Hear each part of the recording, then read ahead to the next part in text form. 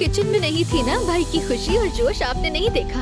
यानी जो आदमी किचन से नाराज था वो अंदर काम कर रहा था और वो अंदर किसी को मैसेज कर रहा था, शायद अपनी महबूबा को। अम्मी, कहीं जुमाना तो नहीं? अरे जोया, बिल्कुल भी नहीं। अच्छी से तैयार होकर जाना मेरे पोते के पास। वैसे भी तुम उसका दिल चुरा चुकी हो, दीवाना कर दिया इनसे।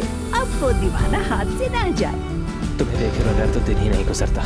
काश तुम ये समझ पाओ कि तुम मेरी जिंदगी हो जुमाना।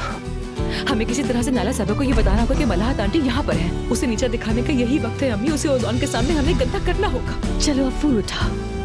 मलाहत आंटी, देखिए ये गिर जाएगा आपसे। मैं कर देती हूँ। किसी ने मलाहत अम्मी का नाम लिया। हेलो, मलाहत साहबा नहीं, मलाहत साहबा या नहीं है।